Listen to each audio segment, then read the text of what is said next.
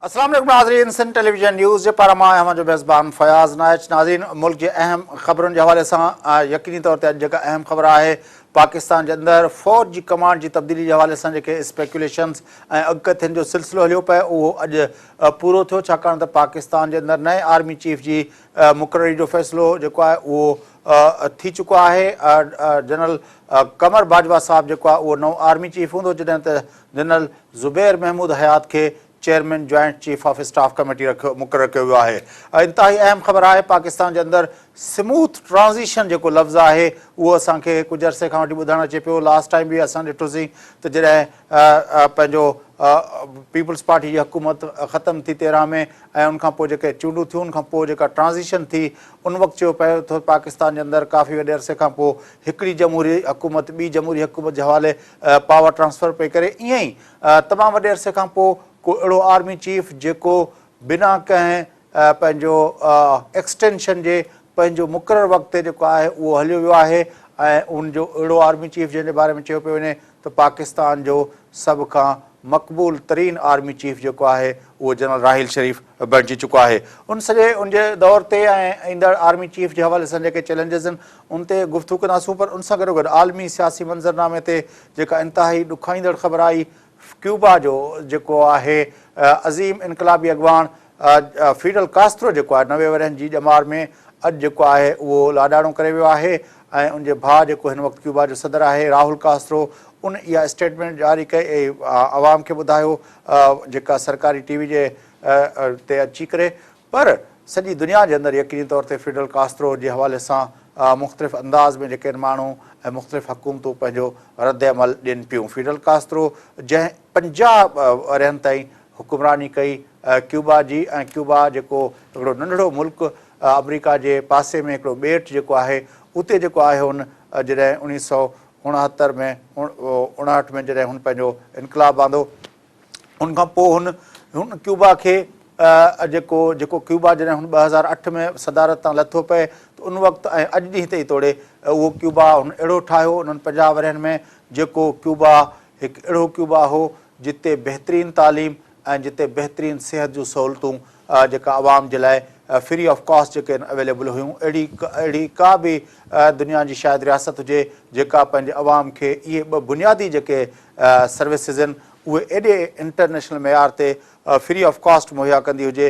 इहा शायदि दुनिया जे अंदरि का अहिड़ी रियासत हुजे जहिड़ो फिडल कास्ट्रो कयो। उन सां गॾोगॾु फिडल कास्ट्रो जे हवाले सां जेका सभ खां वॾी हुई कामयाबी हुई उहा इहा हुई त जेको फिडल कास्ट्रो अहिड़ो क्यूबा ठाहियो जंहिंजे बारे में आम तसवर इहो हुयो त शायदि सोवियत यूनियन जे ख़ात्मे खां पोइ उहो जेको आहे क्यूबा बि जेको आहे किरी पवंदो, छाकाणि त उनजी मईशत जी डिपेंडेंस जेका आहे इनसार जेको आहे उहो सोवियत यूनियन ते हुयो। पर उहो फिडल कास्ट्रो पंहिंजे उन क्यूबा खे बिल्कुलु हिकिड़े महफ़ूज़ नमूने सां ऐं साॻे रिदम सां जेको आहे उन क्यूबा खे उन तरक़ी जे रस्ते ते गामज़न कयो। ऐं क्यूबा राहुल कास्ट्रो जे आख़िरी ॾींहंनि में जेको अमरीकी सदर बराक ओबामा जेको दौरो हुयो, सॼी दुनिया में उनखे माइल स्टोन तौरु ॾिठो वियो त क्यूबा हिकिड़ो नंढिड़ो मुल्क थी अमरीका जहिड़े एम्पायर जे साम्हूं बीह रहियो ऐं आख़िरकार उहो क्यूबा सर्वाइव कंदे इन लेवल ते पहुतो जो अमरीकी प्रेसिडेंट उते दौरो कयो ऐं उन्हनि क्यूबा सां पंहिंजा तालुकात जेके आहिनि उहे बहितर करण जी कोशिशि कई।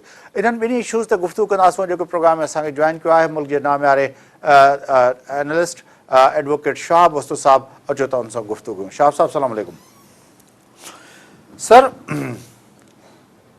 Change of command, smooth transition, ये लफ़्ज़ जेके आहिनि उहे ॾाढा पॉपुलर पिया थियनि। अॼु जेका सॼी मीडिया जेका आहे उहा इन्हनि जो विर्द पई करे, change of command, smooth transition, how do you see? असां वटि जेको ट्रांसफर ऑफ पावर आहे, पोइ उहो सिविलियन पावर हुजे या मिलिट्री पावर हुजे, उहो हमेशह असांजी तारीख़ में हिकिड़ो वॾो मसइलो रहियो आहे, कंट्रोवर्शियल रहियो आहे ऐं उन सां काफ़ी नुक़सान बि थिया आहिनि।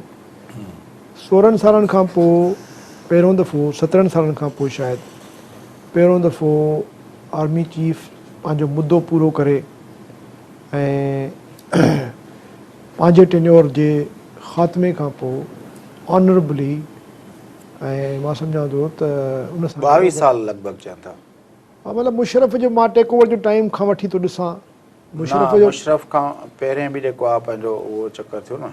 न मुशरफ जो टेक ओवर 1999 खां वठी जेकर ॾिसजे 17 ताईं 16 ताईं मां इहो पीरियड थो ॻणियां त 17 साल ताईं कंटिन्यूटी में को बि जनरल जेको आहे पंहिंजे टाइम ते मुशरफ ई रहियो यकी 2007 ताईं 8 ताईं। उनखां पोइ वरी 6 साल हुनजा हुया, 3 साल हिन जा, तक़रीबन 9 साल 8 साल जेको आहे तक़रीबन 16-17 सालनि के अरसे खां पोइ त हीअ जेका ट्रांज़िशन थी आहे इन जे करे वधीक इम्पोर्टेंट हिनखे एप्रिशिएट करणु घुरिजे, छाकाणि त हिन ट्रांज़िशन में हिकिड़ो वॾो जनरल पंहिंजे टेन्योर ख़तमु थियण खां पोइ घरु वियो आहे जेको तमामु घणो पॉपुलर हुयो ऐं जंहिंखे मौक़ा बि शायदि मिलिया हूंदा त हू का मुहिम जोई करे, पर हिन जनरल साहब खे यकीनन जेको सो इहो क्रेडिट मिले थो त पंहिंजो टेन्योर पूरो कयईं ऐं जनवरी फरवरी में जेको चयो वई त मां हली वेंदुसि, मां पंहिंजो टेन्योर पूरो करण खां पोइ हुन ते क़ाइमु रहियो। इन सां यकीनन तव्हांजे फेडरल गवर्नमेंट खे बि हिकिड़ी स्पेस मिली आहे ऐं हिकिड़ो मौक़ो मिलियो आहे त पंहिंजी जेका कारकर्दगी आहे उहा बहितर करे। 1.5 सालनि जो बाक़ी अरसो बचियो आहे। हाणे जेके बि कयास वारायूं हुयूं ऐं ख़दशा हुया ऐं बेयकीनी जी सूरत हाल हुई, हिकिड़ो जेको बुनियादी सवाल उहा आहे, हाणे मां सम्झां थो जेको बुनियादी सवाल आहे उहो इहो आहे त पाकिस्तान जे अंदरि मिलिट्री टेक ओवर थिए या न थिए। आम तस्वर इहो आहे त पाकिस्तान जे अंदरि मिलिट्री इन्फ्लुएंस जेको आहे उहो एतिरो हूंदो आहे जो सिविलियन गवर्नमेंट इलेक्टेड गवर्नमेंट जेका आहे उहा इंडिपेंडेंटली ऑपरेट न कंदी आहे। राइट टू रूल जेको असांजे उन्हनि खे पार्लियामेंट जे थ्रू एग्ज़ीक्यूटिव्स खे मिलंदो आहे उहो एक्सरसाइज़ करण वारी ॻाल्हि न थी आहे। तव्हांजे ख़्याल में जनरल राहिल शरीफ़ जेको एॾो पॉपुलर रहियो ऐं उनजे बारे में तमामु घणा चर्चा आहिनि त हुन जेको आहे पंहिंजो तमामु घणियूं कामयाबियूं हासिलु कयूं, हुन जेको आहे कराची जहिड़े शहर खे पुरअमन बणाए छॾियो, हुन जेको आहे पंहिंजो वज़ीरिस्तान ताईं हू हलियो वियो ऐं जेको आहे ऐं फ्रॉम द फ्रंट जेको आहे हुन लीड कयो आर्मी खे ऐं अहिड़नि मौक़नि ते जॾहिं तमामु तकलीफ़ दह वाक़िया थिया त उन वक़्तु हू फ्रंट ते बिल्कुलु महाज़ ते पहुची करे उन ते वञी उते कयो। इहो जेको बुनियादी जेको सुवालु आहे पाकिस्तान जी पूरी तारीख़ सां गॾियल जेको सुवालु आहे उन खे उन हवाले सां उनजी कारकर्दगी तव्हां कीअं नज़र या उनजे दौर खे कीअं था ॾिसो? ॾिसो हाणे हिन वक़्तु जेको वॾो मसइलो आहे कंहिंजे बि कारकर्दगीअ खे असेस करण लाइ जेको वॾो मसइलो आहे उहो इहो आहे त तव्हां वटि जेके टूल्स आहिनि, मसलन सोशल मीडिया आहे, मेन स्ट्रीम मीडिया आहे, हाणे उहा केतिरी रिलायबल आहे, छाकाणि त मीडिया जेकॾहिं चाहे त कंहिंखे बि हीरो बणाए सघे थी, मीडिया जेकॾहिं चाहे त कंहिं हीरो खे बि हीरो बणाए। हा, मां उहो ई थो गुज़ारिश कयां त असांखे जेको हिन में को शक कोन्हे त कराची जे हवाले सां यकीनन हिकिड़ी तमामु वॾी बुनियादी क़िस्म जी पैराडाइम शिफ्ट आयो आहे। कराची जी सिक्योरिटी इन्वायरमेंट ठीकु थी आहे, पर उनजी कॉस्ट बि तमामु घणी असां पे कई आहे, छाकाणि त जेका सिविलियन जेका सुप्रीमेसी हुई प्रोविंस में उहा काफ़ी इरोड थी आहे। प्रैक्टिकली जेको DG रेंजर्स आहे उहो he is calling the shorts ऐं सिंध गवर्नमेंट असांखे नज़र ई कोन थी अचे सवाइ उन्हनि जे जेके स्कैंडल्स आहिनि या जेके उन्हनि जा जेको नेगेटिव इमेज आहे। त वॾे में वॾो प्रॉब्लम जेको हाणे ख़ासि तौर ते ट्रंप जी इलेक्शन खां पोइ जेको मूंखे सम्झ में ॻाल्हि आई आहे त असां जंहिं तरीक़े सां दुनिया खे ॾिसूं था, हाणे उन में प्रॉब्लम इहो आहे त छा उहो जेको असांजो जेको परसेप्शन आहे उहो वाक़ई असांजो ओरिजिनल परसेप्शन आहे या बारोड परसेप्शन आहे। सो कॾहिं कॾहिं मूंखे लॻंदो आहे त असां छाकाणि त एॾो तेज़ीअ सां शयुनि खे ॾिसूं था, हिकिड़ो कैनवस आहे जेको पियो हर वक़्तु हले थो, नवां हुन ते इमेजिस नयूं नयूं इवेंट्स थी पैदा थियनि, असांखे सोचण जो असेस करण जो टाइम कोन थो मिले ऐं अॻे तव्हांखे महदूद हिकिड़ो माहौल हूंदो हो जंहिंजे बारे में ॼाण रखणी पवंदी या इंफॉर्मेशन हूंदी, उनखे माण्हू एनालाइज़ कंदो, टाइम हूंदो हुयो। हाणे तव्हांखे सॼी दुनिया सॼी काइनात जे बारे में हिकिड़ी भरमार लॻी पई आहे इंफॉर्मेशन जी। त इहो चवणु ॾाढो ॾुखियो आहे त केरु वाक़ई हीरो आहे ऐं केरु वाकई हीरो बणायो वियो आहे। छाकाणि त तव्हां जेकॾहिं चाहियो, मीडिया जेकॾहिं चाहे या असांजा जेके इंतिहाई इंटेलिजेंट लिखण पढ़ण वारा माण्हू आहिनि जेकॾहिं चाहिनि त कंहिं हिकिड़े अहिड़ी एंगल खे एतिरो घणो प्रोजेक्ट करे तव्हां कहिड़ी एंगल खे प्रोजेक्ट करणु चाहींदा? तव्हां तमामु घणा जेके उन जा डार्क एस्पेक्ट्स आहिनि उहे लिकाए सघो था। त यकीननि मां सम्झां थो त राहिल शरीफ़ साहिब जी जेका कामयाबी आहे उहा हिन में को शक कोन्हे त हुन सिक्योरिटी जे महाज़ ते तमामु सुठो मां सिविल मिलिट्री लाॻापन ते चाहियां मां उतो अचां थो। पर हाणे प्रॉब्लम जेको थियो आहे त ॾिसूं त असां इन कामयाबीअ जे नतीजे में ओवरऑल मुल्क जी जेका सूरत हाल हुई उहा बहितर थी आहे या वाकई हुन सां को असांखे नुक़सान बि थियो आहे। हाणे तव्हां ॾिसो त 2013 खां वठी यानी ख़ासि तौर ते आर्मी पब्लिक स्कूल खां पोइ जेको नेशनल एक्शन प्लान जुड़ियो या हुन खां पोइ जंहिं तरीक़े सां पाकिस्तान जा कानून बदिलिया विया, आइन में तरमीम कई वई, नयूं कोर्ट्स ठाहियूं वयूं, हिकिड़ो पूरो तव्हांजो जेको फंडामेंटल राइट्स जो जेको हिकिड़ो बैलेंस हुयो आइन में, जेको वॾी मुश्किल सां 18th अमेंडमेंट में तव्हां रेस्टोर कयो हुयो कंहिं हद ताईं, उहो वरी जेको आहे सो इम्बैलेंस जो शिकार थी वियो। छाकाणि त पुलिस सिक्योरिटी फोर्सिस खे तमामु घणा पावर्स मिली विया। PPO जेको ऐं जुडिशरी जेका हुई उनखे बि डिवाइड कयो वियो। हिकिड़ी जुडिशरी अहिड़ी जेके मुकमिल आज़ादी हुई त जेको मर्ज़ी पियो 90 ॾींहंनि जो तव्हां डिमांड ॾेई छॾियो, कंहिंखे बि तव्हां खणी अचो 90 ॾींहंनि लाइ, बसि तव्हां मैजिस्ट्रेट खे ॾेखारे वरी गुम करे छॾियो। त हाणे इहे अहिड़ा मामला आहिनि जेके दरअसल असां ॾिसूं नथा, छाकाणि त मीडिया उनखे नथी ॾेखारे, या इन सॼे पॉज़िटिव परसेप्शन में बलूचिस्तान में छा थियो आहे, उते जी जेका ह्यूमन राइट्स जी सिचुएशन आहे, इवन फॉर दैट मैटर फाटा में छा थियो आहे, फाटा जे अंदरि थियो छा आहे असांखे त का ख़बर कोन्हे।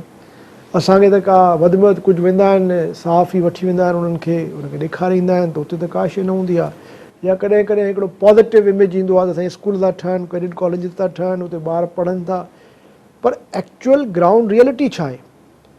हाणे उनजी त ख़बर तॾहिं पवंदी जॾहिं इहो माहौल ते तब्दील थींदो। को वरी जेके ऑब्जेक्टिव एनालिसिस वारा लिखण पढ़ण वारा माण्हू, तहक़ीक़ करण वारा माण्हू, उहे वरी पोइ जॾहिं हक़ीक़तुनि खां असांखे उजागर कंदा। पर इन्हनि सभिनी मामलनि ते तव्हां मतिलबु इन्हनि जो ज़िम्मेवार सिविलियंस खे सम्झो था या टोटली मिलिट्री खे? ॾिसो ॻाल्हि इहा आहे त मां छाकाणि त जेके इहे कानून पास थिया आहिनि उनमें काफ़ी जेको तव्हां नेशनल एक्शन प्लान जी ॻाल्हि कयो था उनमें सभु पार्टियूं गॾु थियूं, या जेके कानून ठहिया, ऑर्डिनेंस ठहिया, उहे ख़ुदि जेको आहे पार्लियामेंट पास कया, कोर्टुनि जा मामला जेके आहिनि उहे जेको आहे पंहिंजो हुनमें आया, त उहे पार्लियामेंट खां ॿाहिरि त न थिया। उनमें हुकूमत, अपोज़िशन जूं पार्टियूं सभिनी गॾिजी इहे सभई पावर मिलिट्री जे हवाले कया। प्रॉब्लम इहो आहे त असां जॾहिं तारीख़ ते ॻाल्हायूं था त असांखे वरी अगेन हिकिड़े नुक़्ते खां शुरू करण ते मजबूर थो कयो वञे। फॉर इंस्टेंस जेका मौजूदा एंटी टेररिज़म वारी जेका या सॼी जेको इहो प्रोसेस शुरू थियो आहे नेशनल एक्शन प्लान खां पोइ, उहो थियो आहे आर्मी पब्लिक स्कूल जे वाक़े खां पोइ।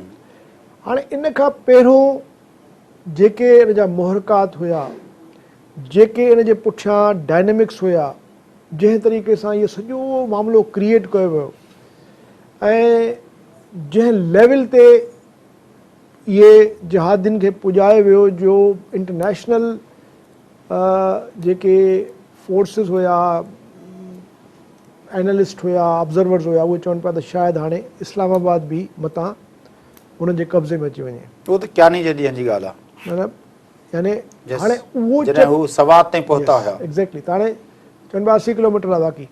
तव्हां ॾिसो हाणे इन चैप्टर ते, इन डार्क ईरा ते को ॻाल्हाइण लाइ तयारु कोन्हे। इहो ॼणो असांजे लाइ हिकिड़ो नो गो एरिया थी वई आहे। इहो त को ॻाल्हाईंदा रहियासीं न, ॾिसो जॾहिं इहो पीरियड हुयो, जॾहिं तव्हां ॾिसो, मां जेका ॻाल्हि जंहिं पैराए में थो कयां उहा इहा आहे त इहो जेको हीरो वारी जेका ग्लोरी जेका आहे, उहा कॾहिं कॾहिं तव्हां जेकॾहिं चाहियो त उनखे कंस्ट्रक्ट था करे वञो, पर जेको अदर साइड आहे या जेका उन जे पुठियां जेका एक्चुअल जेको उन सॼी ब्लैक ऐं वाइट जो जेको ब्लैक पार्ट आहे, उन ते बि त को ॻाल्हि आहे न। उन जी बि त जेका जेको पुछाणो आहे उहो थियणु घुरिजे न। मां त तव्हां खां इन ॻाल्हि चवां थो न त जेकॾहिं तव्हां इहो सिविल मिलिट्री रिलेशनशिप ते पंहिंजा उहो केरु करे, उहो पुछाणो केरु करे, सिविलियंस करे सघनि था। हाणे असांजो अलमियो इहो आहे त सिविलियंस जी जेका रीजनल पॉलिसी चओ या फॉरेन पॉलिसी चओ उहा सही आहे, दुरुस्त आहे, पर हुन वटि कैपेसिटी कोन्हे का त उहा पॉलिसी अडॉप्ट करे सघनि। एस्टेब्लिशमेंट जी मतिलबु तव्हांजो त प्रो इंडिया जेके पॉलिसी नवाज़ शरीफ़ सभु जनरली नवाज़ शरीफ़ जी पॉलिसी इहा आहे त पाकिस्तान खे हाणे इकनॉमिक ऐं trading commercial financial soft power जेको आहे उहो एक्वायर करणु घुरिजे।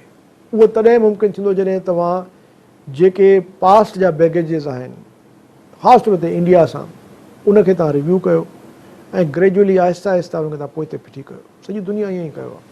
न पर इकोनॉमिकली असांजे पार्ट ते त जेका ॻाल्हि आहे माण्हुनि खे भले जेको आहे पासे ॾिसनि त भई जनरल राहिल शरीफ़ जे अचण खां पोइ थियो, पर साॻिए वक़्तु तव्हां ॾिसो त हुन पासे जॾहिं खां मोदी आयो आहे, मनमोहन जी गवर्नमेंट वई आहे, मनमोहन जे दौर ताईं भली ज़रदारी साहिब जी हुकूमत हुई, तॾहिं गिलानी वज़ीर आज़म हूंदो हुयो, त उन्हनि जूं मुलाक़ातूं थियूं, काफ़ी मामलनि ते उन्हनि पेशरफ़्त कई, काफ़ी सहकार जूं ॻाल्हियूं थियूं, अहिड़ी का टेन सूरत हाल न थी। हाणे हुन पासे खां जॾहिं मोदी अची वञे, तव्हां चओ त पाकिस्तान जी पॉलिसी जेका आहे उहा नवाज़ शरीफ़ जे ख़्वाहिशनि मुताबिक़ हले, इहो त ॾिसो ॻाल्हि इहा आहे त जेका सिविलियन गवर्नमेंट जी फॉरेन पॉलिसी आहे उहा दुरुस्त आहे, हिस्टोरिकली प्रूवन आहे, त तव्हां काफ़ी अरसे ताईं या हमेशह जे लाइ इंडेफिनिट पीरियड लाइ तव्हां जंगनि में नथा रही सघो। एस्टेब्लिशमेंट जी जेका फॉरेन पॉलिसी आहे उहा फंडामेंटली फ्लॉड आहे, ग़लति आहे। हाणे एस्टेब्लिशमेंट कहिड़ी? असांजी जेका मिलिट्री एस्टेब्लिशमेंट आहे, मिलिट्री एस्टेब्लिशमेंट त मुशरफ जे ॾींहंनि में हिंदुस्तान सां ॻाल्हियुनि खे तक़रीबन फाइनल पहुचायो वञी, जेकॾहिं लास्ट मोमेंट ते न थिया, इहो पंहिंजो मुशरफ वीक न थिया जुडिशरी वारी मूवमेंट जे करे, वरी बि एस्टेब्लिशमेंट जी ॻाल्हि थो कयां न। हाणे जेको अलमियो आहे इहो आहे त एस्टेब्लिशमेंट मुशरफ खे तव्हां एस्टेब्लिशमेंट नथा सम्झो। ॿुधो त सही न मुंहिंजी ॻाल्हि, मुंहिंजी जेका पॉइंट थो मां ओके क्लियर करणु चाहियां, अलमियो असांजो छा आहे, तव्हां चओ न सिविल मिलिट्री रिलेशन्स जो प्रॉब्लम छा आहे। प्रॉब्लम इहो आहे त सिविलियन डिस्पेंसेशन, सिविलियन जेका गवर्नमेंट आहे उनजी जेका रीजनल पॉलिसी आहे उहा बाय एंड लार्ज दुरुस्त आहे, पर उन वटि कैपेसिटी कोन्हे जो उन पॉलिसीअ खे इम्प्लीमेंट करे सघे। सिक्योरिटी एस्टेब्लिशमेंट जी रीजनल पॉलिसी जेका आहे उहा अफ़गानिस्तान में हुजे या इंडिया में हुजे फेल वई आहे, पर कैपेसिटी उन्हनि वटि आहे त फॉरेन पॉलिसी उहे हलाइनि। हाणे जेका फॉरेन पॉलिसी दुरुस्त आहे उहा हले नथी, जेका फॉरेन पॉलिसी दुरुस्त न आहे उहा हले थी, त उनजा जेके नतीजा था निकिरनि उहो मुस्तक़िल टेंशन थो पैदा थिए, रीजनल टेंशन थो पैदा थिए, सिविल ऐं मिलिट्री रिलेशन्स जे विच में टेंशन थो पैदा थिए, ऐं उनजी इकोनॉमिक कॉस्ट था पे कयूं असां। तव्हांजे ख़्याल में शहाब साहिबु, मां हिकिड़ो वक़फ़ो वठां थो, पोइ वक़फ़े खां पोइ मोटी अची मां तव्हां सां ॻाल्हाईंदुमि हिन ते। जेको असां चऊं था त हीअ सिविलियंस जी पॉलिसी आहे, हुन जी पॉलिसी आहे, हीअ जेका आर्मी जी पॉलिसी जी एस्टेब्लिशमेंट जी पॉलिसी जेका तव्हां चओ था, तव्हांजो न आहे ख़्याल त इहा जेका पॉलिसी आहे, इहो जेको डॉक्ट्राइन आहे सिक्योरिटी जो, इहो डॉक्ट्राइन जेको आहे उहो असांजे सिविलियन रहनुमा ज़ुल्फ़िकार अली भुट्टो साहिब जो आहे, तंहिंजे करे तव्हां उनखे जनरली ईअं था चओ त सिविलियन सभु हुन पासे हुया। उहो दौर ॿियो आहे, असां था ॻाल्हायूं हाणे ज़ुल्फ़िकार अली भुट्टे जे दौर में उतां खां त इवॉल्व थियो आहे, इहो एटम बम खां वठी तव्हांजी 65 जी वार तव्हांजे भुट्टे साहिब जे ज़माने में पाकिस्तान। मां हिकिड़ो वक़फ़ो वठां, छाकाणि वक़फ़े खां पोइ मां चाहींदुमि त हिते तफ़सील सां ॻाल्हि कयूं। नाज़रीन वठो था वक़फ़ो, वापसि अची प्रोग्राम जे सिलसिले खे अॻिते वधाईंदासीं।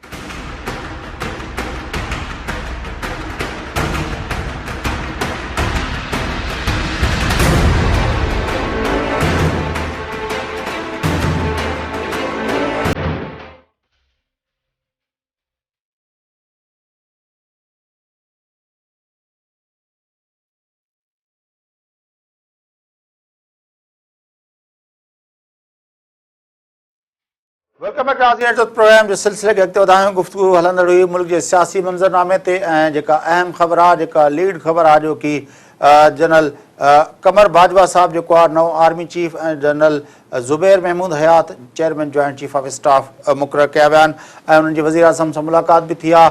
उन हवाले सां गुफ़्तगू हलंदड़ हुई। पाकिस्तान जे अंदरि सिविल मिलिट्री लाॻापनि ते गुफ़्तगू हलंदड़ हुई, ऐं उन हवाले सां असांखे जेको प्रोग्राम में जॉइन कयो आहे मुल्क जे नामियारे एनालिस्ट जनाब शहाब ओस्तो साहिबु। अचो त हुन सां गुफ़्तगू। शहाब ओस्तो साहिबु, ही जेको तव्हां चओ पिया त ही सिक्योरिटी डॉक्ट्राइन जेको आहे उहो हिकिड़ो जेको आहे पंहिंजो व्यू पॉइंट जेको आहे उहो इस्टेब्लिशमेंट जो आहे उहो हू आहे, पर इस्टेब्लिशमेंट खे बि इहो व्यू पॉइंट ॾिनो कयां। ॾिसो भुट्टे साहब जे ज़माने में पाकिस्तान जेको आहे शायदि कंहिं दौर में एतिरो इंटरनेशनली इंगेज न हुयो जेतिरो भुट्टे साहब जे ज़माने में भुट्टे साहब कयो। चाइना सां, सॼी मिडल ईस्ट सां, यानी जेके बि इहे तव्हांजा अरब सॻोरा हुया, यानी इजिप्ट हुजे, लीबिया हुजे, सीरिया हुजे, सऊदी अरबिया हुजे, ईरान हुजे, सभिनी मुल्कनि सां तमामु हुनजा वेझा तालुकात हुया। ॿिए तरफ़ चाइना हुन ज़माने में तव्हांखे यादि अथव चाइना सां केॾो वेंदो हो, नॉर्थ कोरिया तमामु घणो वेंदो हो भुट्टो साहब।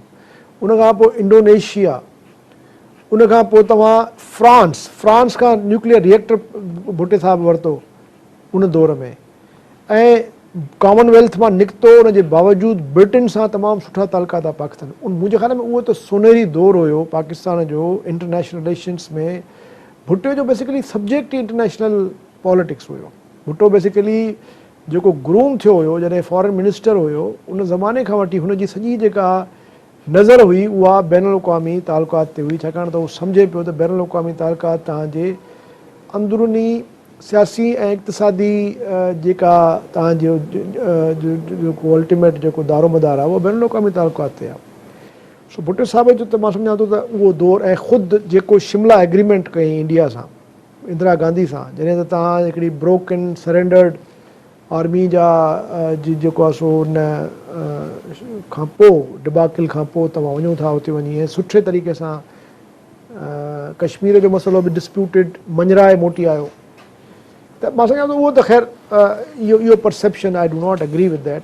हा, बाद में मां त ॿ ॻाल्हियूं चवां थो। मां चवां भुट्टे साहब इलेक्शन जे दौरान, मां जेका हिकिड़ी ॻाल्हि चवां थो, मां चवां थो त हिंदुस्तान सेंट्रिक इहा जेका असांजी सिक्योरिटी डॉक्ट्राइन इलेक्शन जे दौरान हुयो। इलेक्शन जे दौरान छा 65 जी वार केतिरा डॉक्यूमेंट लिखिया पिया आहिनि। 65 जी वार में बि भुट्टो साहब उन वक़्तु अयूब जी डॉक्ट्रिन हुई न, भुट्टे जी त न हुई न। भुट्टे उहो त ॾिसो 1954 खां पोइ जॾहिं अमेरिका सां तव्हांजो डिफेंस पैक्ट थियो आहे ऐं तव्हां सीटो सेंटो में विया हो, 58 में तव्हांजो डिफेंस पैक्ट थियो अमेरिका सां, खां पहिरियों त 54 खां वठी तव्हां जेको इहा जेका एक्सेस ठही हुई, जेका कंटेनमेंट वारी जेका पॉलिसी हुई सोवियत यूनियन जे ख़िलाफ़ु, जंहिंजो तव्हां पार्ट बणियो, सेंटो सीटो बगदाद पैक्ट वग़ैरह जेको थियो, उन में तव्हां उन दौर खां वठी तव्हां पंहिंजी पोज़ीशन वठी छॾी हुई। ऐं उन दौर में तव्हांजी कोशिशि रही त असां अमेरिकन्स खे बि तव्हां कोशिशि कई कन्विंस करण जी त इंडिया जे मुक़ाबले में बि असांखे तव्हां जेको आहे तहफ़ुज़ ॾियो, जेकॾहिं इंडिया असां ते अटैक थो करे त तव्हां असांखे बचाईंदो। और अमेरिकन्स चयो त न, इंडिया जे बाबति में सिर्फ़ु असांजो सोवियत यूनियन सां। अफ़गानिस्तान जे बारे में बि जेका इहा गुलबदीन हिकमत यार वारनि खे हिते पेशावर यूनिवर्सिटी में इहे सॼा भुट्टे साहब उहो उन दौर जो कोल्ड वॉर जी पॉलिटिक्स हुई। उन दौर में तव्हांखे जेको माओ ज़ेतुंग चयो त enemy of my enemy is my friend, ज़ियाबित कोल्ड वार आहे न, ठीकु आहे न। त हाणे ज़ियाबित कोल्ड वार आहे न, ज़ियालक त अमेरिका जे वञी पाकिस्तान झोल में रखी छॾियो न। पाकिस्तान त अमेरिका जो हिकिड़ो बंकर बणिजी वियो न, ऐं उतां जेको आहे सो वेही हिननि पूरे हिन ख़िते में जंगियूं कयूं, प्रॉक्सी वॉर्स कया। मां ग्लोबल कंटेक्स्ट में नथो ॾिसां, मां चवां थो हिन रीजन जे अंदरि जेको अॼु असांजो हिंदुस्तान सां रवियो आहे, इहो रवियो पाकिस्तान जे अंदरि ज़ुल्फ़िकार अली भुट्टो साहब ॾिनल आहे, ऐं जेको असांजो रवियो आहे अफ़गानिस्तान जे बारे में आहे स्ट्रेटेजिक डेप्थ वारो, इहो बि असांखे भुट्टे साहब ॾिनल आहे। भुट्टे साहब जे ज़माने में का जंग कोन थी, कंहिंसां कॾहिं प्रॉक्सी वॉर कोन थी, इंडिया में को हमिलो न थियो, इंडिया जे अंदरि को हितां जिहादी कोन विया या हितां को कश्मीरी जेके, हा उहा बि ॻाल्हि आहे त जॾहिं उहो 1965 वारी वॉर जेका आहे उन में यकीननि भुट्टे साहब जो हथु हुयो। भुट्टे साहब चाहे पियो, बल्कि कंहिं पुछुसि बाद में त तूं इहा वॉर छो कराई, त हुन चयो त जॾहिं तव्हांखे जनरल मां जान छॾाइणी हूंदी आहे त तव्हां हुनखे जंग जे मैदान में वठी वेंदा हो। जनरल मां जान छॾाइण जो तरीक़ो इहो ई हूंदो आहे त तव्हां हुनखे जंग जे मैदान में वठी वञो। चलो हाणे भुट्टे साहब जे दौर खे छॾे हिन ते अचूं था लेटेस्ट। जनरल राहिल शरीफ़ साहब जो जेको दौरु आहे, यकीननि मां हिनखे वरी बि रेट कंदुसि त बहितरु हुयो, पर उन जे दौर में पाकिस्तान तमामु घणो आइसोलेट थी वियो ऐं रीजनली। ही जेको जनरल कमर बाजवा जे बारे में अॼु जेके पंहिंजो मुख़्तलिफ़ जेके उन्हनि जा सीनियर्स ऐं जेके उहो रिटायर थी विया आहिनि उन्हनि गुफ़्तगू पिया कई त ही शायदि उहे राहिल शरीफ़ वांगुरु अप फ्रंट खेॾण वारो माण्हू न आहे। राहिल शरीफ़ साहब जेकॾहिं आर्मी पब्लिक स्कूल जो उते पहुतो, वरी उतां अफ़गानिस्तान हलियो, वरी उतां एक्चुअली छा आहे त राहिल शरीफ़ साहब खे हिकिड़ो एडवांटेज आहे हुयो त क्यानी जेको नॉर्थ वज़ीरिस्तान वारो कार्ड इस्तेमालु न कयो हुयो, उहो कार्ड राहिल शरीफ़ साहब इस्तेमालु कयो। छाकाणि त क्यानी डॉक्ट्रिन इहा हुई त असांखे इहो असांजो स्ट्रेटेजिक एसेट आहे, इहे जेके हक़ानीज़ हुया ख़ासि तौर ते उन्हनि खे उहो न पा उनजे ख़िलाफ़ु वड़ा। हक़ानीज़ खे त हिन बि कुझु हथ न पर हिन वञी नॉर्थ वज़ीरिस्तान त बहरहाल क्लीन कयो ऐं नॉर्थ वज़ीरिस्तान में हिकिड़ो माण्हू बि उहा ॿी ॻाल्हि आहे, भॼी विया हलिया विया ॿी ॻाल्हि आहे, पर बहरहाल हिन north Waziristan was a no go area. उहो हिन मिथ जेका ब्रेक कई पोइ हाणे इंटरनेशनल प्रेशर में या जेको बि जनरल बाजवा वटि को कार्ड कोन्हे जेको प्ले करे सघे। मतिलबु चवण जो इहो आहे त जनरल राहिल शरीफ़ वटि हिकिड़ो ऑब्जेक्टिव हुयो मुल्क जी सूरत हाल जेका हुई। हिकिड़ी त ॻाल्हि थी सघे थी न, मिसाल तौरु जीअं पाण सवेर ॻाल्हि पियो कईसीं भुट्टे ऐं ज़िया जी। भुट्टो जंहिं पासे हलियो पए ज़िया अची उन सॼी ॻाल्हि खे रिवर्स कयो, फॉरेन पॉलिसी भुट्टे जी रिवर्स कई, जेकॾहिं भुट्टो उन वक़्तु अमेरिका जे अखियुनि में अखियूं विझी बीठो हुयो, हुन ज़िया अची उनखे रिवर्स कयो। भुट्टो जेको हुयो उहो नेशनलाइज़ेशन जी पॉलिसी थियो, ज़िया अची उनखे रिवर्स कयो। मतिलबु हर पासे खां उन अची ज़िया अची हुनखे भुट्टे जी डॉक्ट्राइन खे रिवर्स कयो। हाणे कमर बाजवा लाइ इहो त आहे न, छाकाणि त राहिल शरीफ़ जो जेको बि मिशन हुयो या जेके मुंहिंजा पंहिंजो उहो लेगेसी आहे उहो अनफिनिश्ड आहे, इनकम्पलीट आहे। माना जेका वॉर ऑन टेरर आहे उहा बि अञा ताईं जेको आहे तव्हां हीअ उहा वार कोन्हे जेका तव्हां चओ त भई असां खटी विया आहियूं या असां हाराए विया आहियूं। ॾिसो हीअ वॉर पहिरीं ॻाल्हि त हाणे जेके दुनिया में जंगियूं थियूं थियनि उहे मां चवां थो न अनफिनिश्ड आहे न। अनफिनिश्ड हीअ वॉर अहिड़ी आहे जेका तव्हांजी जनरेशन्स ताईं हलंदी।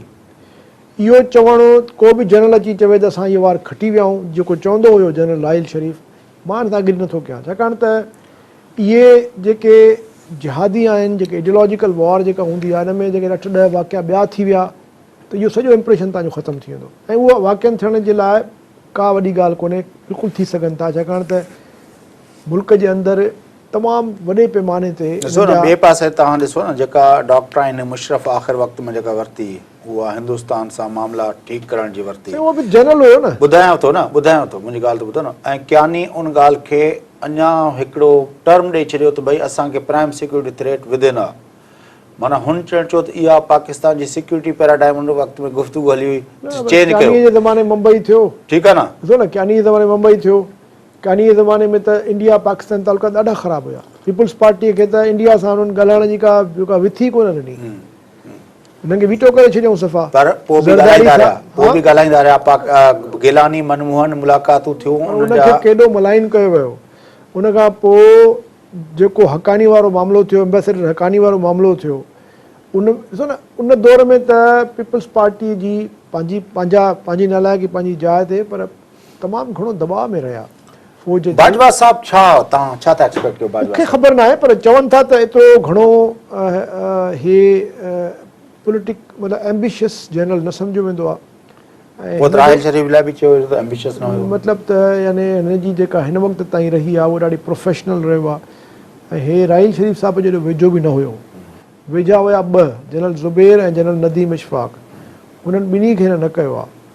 तंहिंजे करे हिन जे बारे में मतिलबु इहो चयो वञे थो त शायदि हिन कुझु मौक़नि ते इहा राय ॾिनी आहे त न फ़ौज खे बिल्कुलु कंहिं बि तरीक़े सां सियासत में सियासी कंहिं मामले में जीअं धरना बरना जॾहिं थिया त हे उन में एतिरो घणो इन्वॉल्व फ़ौज खे या लीडर्स जनरल्स खे न पियो करणु चाहे। पर जॾहिं तव्हां चीफ ऑफ आर्मी स्टाफ थींदा आहियो त तव्हांजा व्यूज़ जेके आहिनि बिल्कुलु मुख़्तलिफ़ थी वेंदा आहिनि। तव्हां इंस्टीट्यूशनलाइज़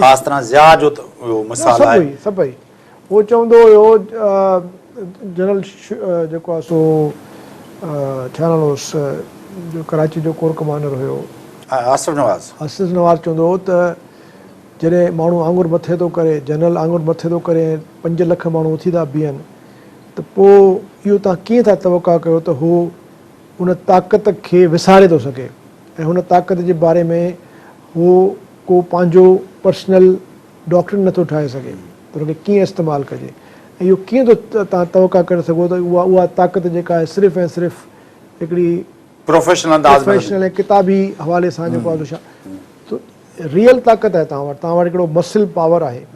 हाणे उहो मसिल पावर जॾहिं हिन खे मिलंदो ऐं जॾहिं 5 लख या 6 लख फौज अहिड़ी रियासत में जिते मतिलबु जेको आहे जिते हर वक़्तु एग्जीक्यूटिव जेको आहे उहो वीकर पोज़ीशन में आहे, त इहो त चवणु क़बिल वक़्तु आहे त जनरल बाजवा जेको आहे सो बिल्कुलु बैकग्राउंड में हली वेंदो नो। हाणे जनरल बाजवा जो जेको आहे सो स्टोरी शुरू थी।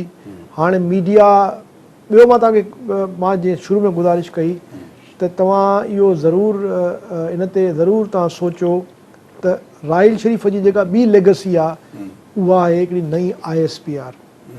राहिल शरीफ़ जे ज़माने में जंहिं तरीक़े सां ISPR हिकिड़ो इंतिहाई इंगेजिंग रोल प्ले कयो आहे ऐं इंतिहाई डायनेमिक ऐं एक्टिव रोल प्ले कयो आहे, बिल्कुलु ॼण त जीअं नॉर्मल मीडिया जो कोई हिकिड़ो आउटलेट हूंदो आहे, बिल्कुलु अहिड़े तरीक़े सां हिन ऑपरेट कयो आहे। हिकु मौक़े ते हुननि पूरो ट्वीट जे ज़रिए या ॿियनि तरीक़नि सां हुननि पंहिंजो जेको नैरेटिव आहे उनजी डायरेक्शन बि तय कंदा रहिया आहिनि ऐं उनखे मुस्तक़िल बुनियादनि ते मज़बूत बि कंदा रहिया आहिनि।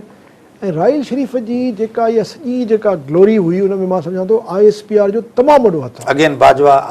त हाणे जॾहिं हे बाजवा साहिबु ईंदो त ॾिसजे त वरी इहा ISPR ईअं ई रहे थी, छाकाणि त ॾिसो ॻाल्हि आहे बिल्कुलु ईअं जीअं पंहिंजो जनरल पंहिंजो चीफ जस्टिस पंहिंजो असांजो हुयो चौधरी इफ्तिखार साहिबु हुयो, तॾहिं सुप्रीम कोर्ट बाक़ाइदा वेट कंदी त फलाणो चैनल आयो आहे त पोइ असां कोर्ट हलायूं, चवंदा हुआ बाक़ाइदे चैनल वारा ॾिसंदो पोइ हुन खां पोइ हलाईंदो। हिते जेल ते वेंदो जॾहिं सेंट्रल जेल में त सभ खां पहिरियों फ़ोन कंदो, हुनजो जेको हूंदो हुयो स्टाफ उहो फ़ोन करे जियो बीओ वारनि खे घुराए पूरे हिकिड़े जेको आहे सो हिकिड़े ग्लेयर में मीडिया जे वेंदो हुयो हुते त जीअं हिकु हिकु शइ रिपोर्ट थिए, माण्हुनि खे ख़बर पए, छाकाणि त इन में को शक कोन्हे त माण्हू सोचनि ऐं उनजो मुशाहिदो करणु या उन ते तजज़ियो करणु त परे जी ॻाल्हि आहे। उन खां पोइ थोरे जो चीफ जस्टिस ॿिया जेके आया हुननि ईअं कोन कयो, पर मीडिया खे आदत इफ्तिखार चौधरी खां पोइ वठी पइजी वई आहे, हर रिमार्क जेका उहो ब्रेकिंग न्यूज़ जे तौर ते अचे उहा त मीडिया पाण थी करे न, पर उहो जंहिं तरीक़े सां ईअं इंटरप्ले हूंदो हुनजो मीडिया सां उहा हे नथा कनि, तंहिंजे करे हे एतिरा पावरफुल बि न आहिनि जंहिं तरीक़े सां।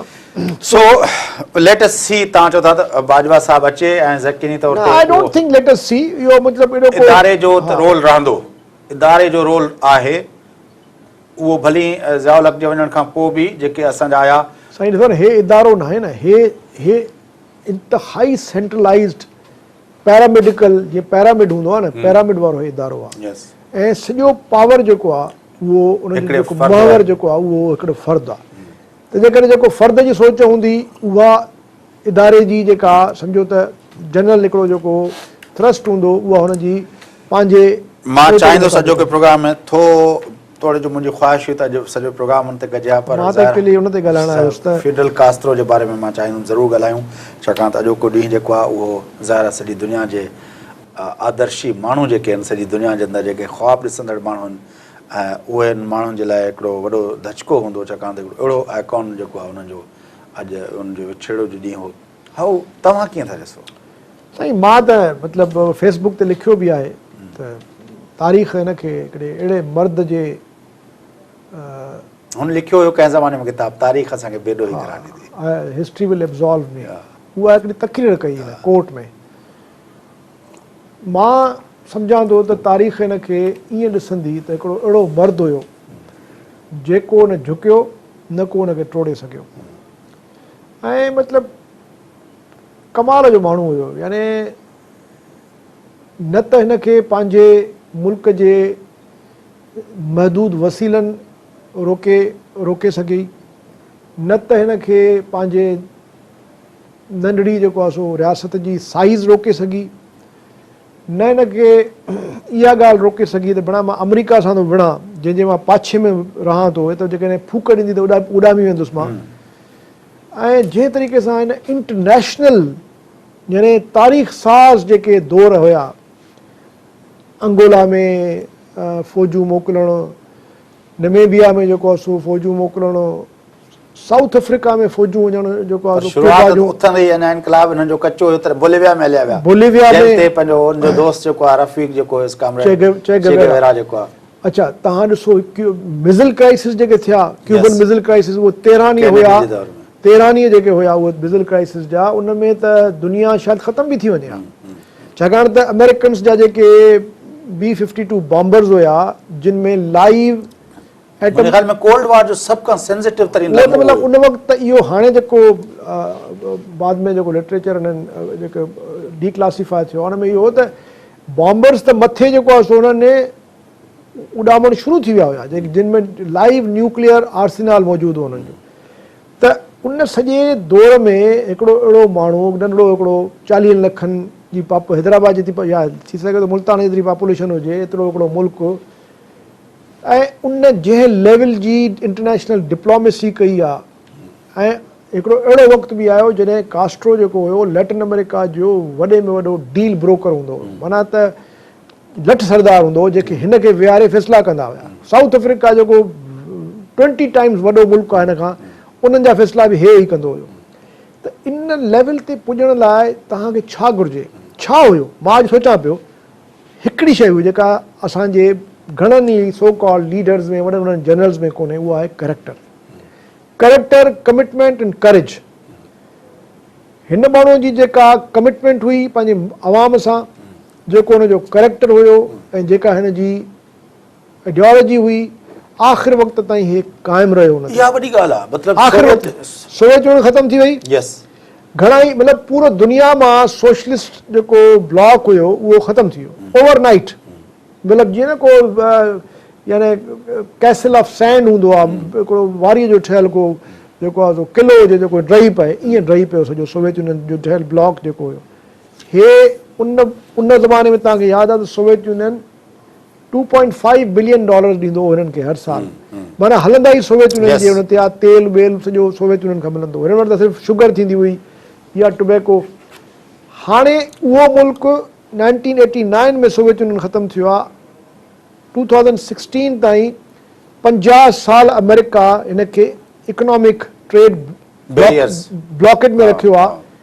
उन जे बावजूदि 2015 में बराक ओबामा अमेरिका जो प्रेसिडेंट उहो थो वञे, उहो वञी उते जेको आहे सो हथ थो मिलाए वञी राहुल कास्ट्रो सां, ऐं हे नथो मिले हुन सां। तॾहिं बि हिन त उन वक़्तु बि चयो त हिन ते ट्रस्ट न कयो आहे। न मतिलबु यानी तव्हां हिकिड़ो नंढड़ी हिकिड़ी केविल जेका आहे उहा हिकिड़े देव खे जेको आहे सो हाथी जे साम्हूं बीठी हुजे, हाथीअ खे मजबूर थी करे त हाथी वञी हुन जे अॻियां झुके। हाणे इहो असांजे जेको वॾा जेके हिते वेठा आहिनि, जेके टिन पॉट किंग्स वेठा आहिनि असां वटि हिते असांजे हिन ख़िते में, उन्हनि जे लाइ लफ़्ज़ मुंहिंजे ख़्याल में ॾाढो ॾुखियो वर्ड आहे। मतिलबु इहा वरी अगेन ओबामा जी लेगेसी हुई, जिते हुन वियतनाम में वियो, उते जेको आहे पंहिंजो जेको अमेरिका सही न ॾिसो न मोरल जेका विक्ट्री इहो वरी ओबामा जे कैरेक्टर जी बि ओबामा जी बि कैरेक्टर जी ॻाल्हि आहे, बिल्कुलु सही था चओ। पर हुन पंहिंजो मोरल जेको ग्राउंड हुयो छॾियो कोन। पर मां चवां थो जेको हुनजी सभ खां वॾी कामयाबी जेका मां ॾिसां थो न, त हुन सोवियत यूनियन वांगुरु पंहिंजे माण्हुनि खे बुखूं काटण ते मजबूर न कयो। मतिलबु सोवियत यूनियन जे वञण खां पोइ बि अॼु बि दुनिया जे अंदरि माइकल मूर जेका डॉक्यूमेंट्री ठाही आहे, चई त तव्हां अमेरिकन सुपर पावर आहियो, तव्हां पंहिंजे माण्हू खे टेबलेट बि मुफ़्त में कोन था ॾियो। ऐं हू जेको आहे हिकिड़ो एतिरो जेको आहे, जीअं तव्हां किविल चयो आहे, किविल हिकिड़ी आहे, पर हू दुनिया जे बहितरीनु जेका हेल्थ केयर आहे पंहिंजे कॉमन माण्हू खे जेको आहे रियासत उहा प्रोवाइड पई करे। मतिलबु अॼु बि दुनिया जेका आहे, दुनिया जे अंदरि जेके रियासत जा प्रोवाइडेड जेका बेस्ट हेल्थ केयर आहिनि, उहो क्यूबा जेको आहे 72 दफ़ा अमेरिकन CIA ऐं ॿियनि अमेरिका जा जेके मुख़्तलिफ़ सीक्रेट एजेंसीज़ आहिनि ऐं हुननि जा जेके अलाइज़ आहिनि, 72 दफ़ा हिन खे मारण जी अटैम्प्ट कई वई ड्यूरिंग हिज लाइफ। यानी जॾहिं बे ऑफ पिग्स जो अटैक थियो अमेरिका जी, जेको हुन सां जेके हिननि क्यूबन इमिग्रेंट्स जे थ्रू जेको हिननि बाक़ाइदा अटैक कयो हुन ते क्यूबा ते, तव्हां यकीन कयो त उन में हिन माण्हूअ मशीन गन खणी पाण वञी जेको आहे बीच ते बीठो अचो, ऐं हुन खां पोइ लाशा वापसि लुड़ंदा आया अमेरिका फ्लोरिडा जेको आहे सो मियामी ताईं जेको आहे हिननि जा जेके मोकिलियाऊं हितां ॾेखारियऊं पिए, पंहिंजो अमेरिकन चैनल्स ॾेखारियो पिए त जेको आहे मियामी जे अंदरि उते लिटिल हवाना नाले हिकिड़ो पंहिंजो नेबरहुड आहे, उते जेको आहे उते काफ़ी जेको आहे पंहिंजो सेलिब्रेशन ख़ुशि पिया थिया। न पर ॾिसो न इहो माण्हू तारीख़ में हिनखे तारीख़ जॾहिं तारीख़दान लिखंदो त इन बारे में छा लिखंदो?